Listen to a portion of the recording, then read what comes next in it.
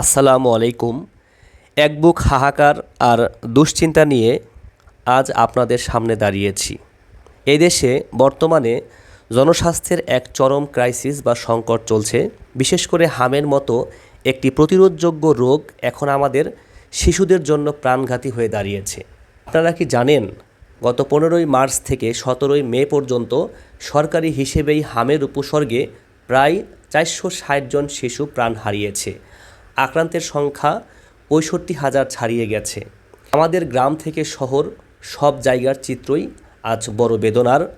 হাসপাতালে একটি অক্সিজেনের সিলিন্ডার কিংবা আইসিইউ বেডের জন্য বাবা মায়ের যে হাহাকার তা ভাষায় বর্ণনা করা অসম্ভব। আমরা যারা সাধারণ মধ্যবিত্ত পরিবারের মানুষ, তারা জানি অসুস্থ হলে চিকিৎসার খরচ জোগাতে কতটা হিমশিম খেতে হয়। তো অনেক পরিবার আজ নিঃস্ব হয়ে যাচ্ছে।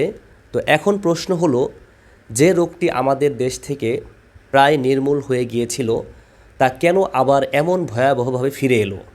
তো অনেক স্ট্যাটিস্টিক্স বলছে টিকাদান কর্মসূচির কিছু প্রশাসনিক পরিবর্তনের কারণে মাঠ পর্যায়ে টিকা সরবরাহে বড় ধরনের ডিলে বা বিলম্ব হয়েছে। এছাড়া 2024 সালে যে বিশেষ টিকাদান ক্যাম্পেইন হওয়ার কথা ছিল তা সময়মতো না হওয়ায় শিশুদের শরীরের রোগ প্রতিরোধ ক্ষমতা বা ইমিউনিটি আজ দুর্বল হয়ে পড়ছে।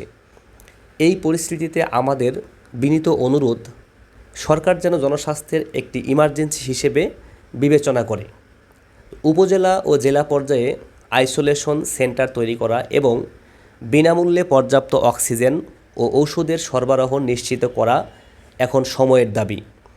সেই সাথে দরিদ্র ও নিম্ন আয়ের পরিবারগুলোকে যদি আর্থিক সহায়তা দেওয়া যায়, তবে অনেক ফুলের মতো শিশু ঝরে যাওয়া থেকে রক্ষা পাবে। শিশুদের সময় মতো টিকা নিশ্চিত করুন। যে কোনো উপসর্গে আতঙ্কিত না হয়ে দ্রুত চিকিৎসকের পরামর্শ নিন। আমাদের শিশুদের জন্য একটি সুন্দর ও নিরাপদ পৃথিবী গড়ার দায়িত্ব আমাদের সবার। সুস্থ থাকুন, নিরাপদ থাকুন। ভিডিওটি শেয়ার করে অন্য বাবা মায়েদেরও সচেতন করুন। আল্লাহ হাফেজ।